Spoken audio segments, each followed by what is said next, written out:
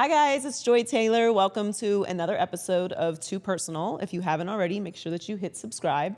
First, happy Mother's Day to everyone out there who has birthed a child. I have 13 nieces and nephews and 14 on the way.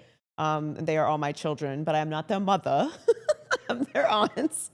And I'm very grateful for my mother and my sisters who are mothers. And so happy Mother's Day to all the moms. I spent the weekend in Miami with my family and got to see my mom. So definitely want to say happy Mother's Day and get into our topics for today. And I'm going to start with this insane situation with the 59 white South Africans who have landed in the Washington, D.C. area after the Trump administration has said that this group will receive expedited refugee status.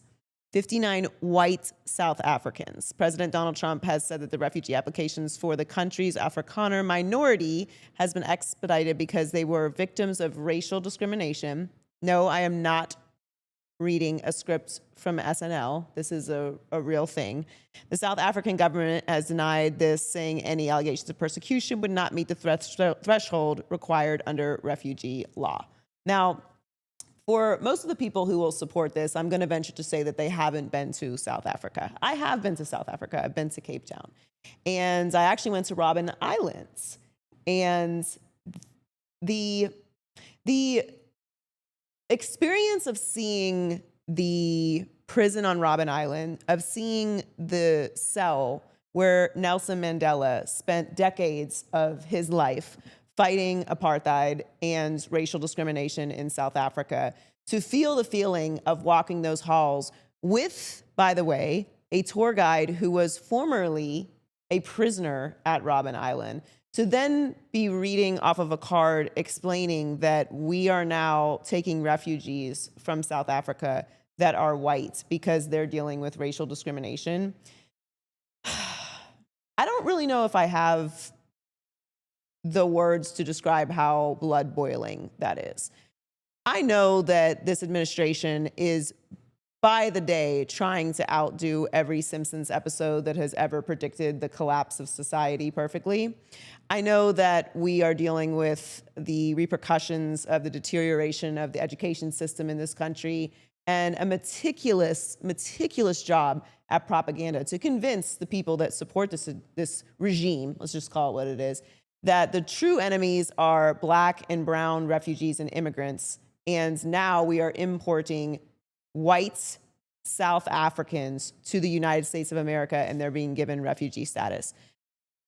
This is insane. And I know that that's kind of an understatement when we're talking about some of the things that the Trump administration has done since he's come into office.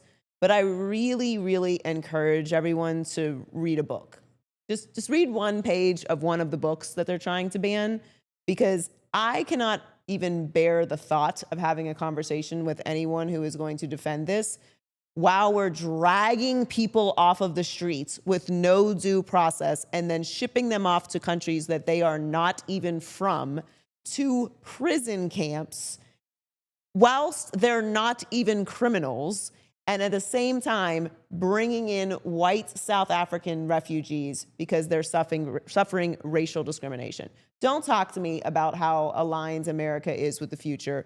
Don't talk to me about how this country is not specifically following a white supremacist agenda.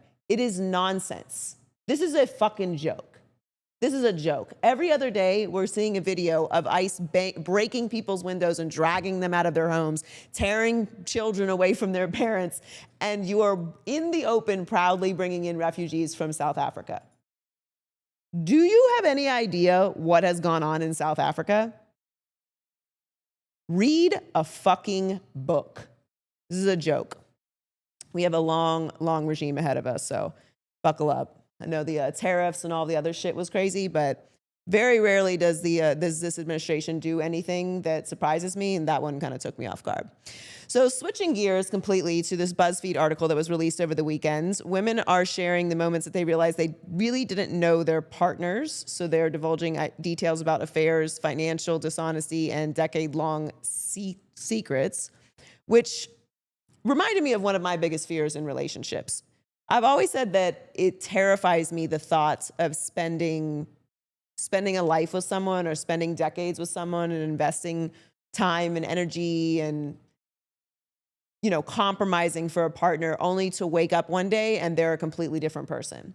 And, that's the risk that you take when you get into a long-term relationship with someone. But that is just something that's very, very terrifying to me. And I was reading through these stories and thinking of moments in my life where I've been really shocked by a partner.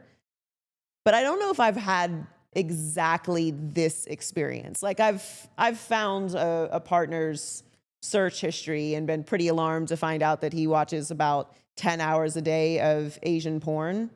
I don't know if you've watched Too Personal, but I am not Asian, so there's nothing I can really do to appease that. Also, it seemed like an excessive amount of porn. I'm not against porn, but I think about by page 600, you've seen all that you need to see for the day, but not the case. So maybe that was one of them. That was certainly a shocking revelation. But I was thinking of some of my other friends and things that their partners have done to sort of reveal what kind of person they were. And in the end, even with that person, I kind of knew. I was pretty in the know that they could be capable of doing something like that. It's not like the relationship was perfect. And I'm not saying that any of these people had any inkling, because I do think that people trust people and then they betray them. But it is something that I'm very, very afraid of. One of the women said that Homeland Security busted down her door at 4 a.m. She'd been married for 28 years and had no clue who her husband really was.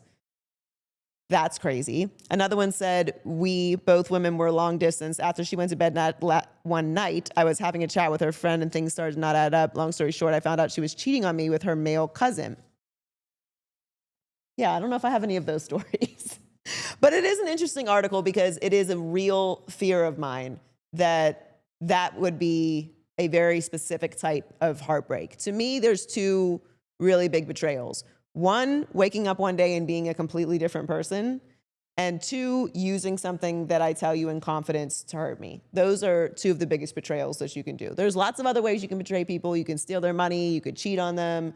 You could, not take care of their rose garden while they were away. I don't know, all the different ways that you betray people, but those two are the highest on the list for me.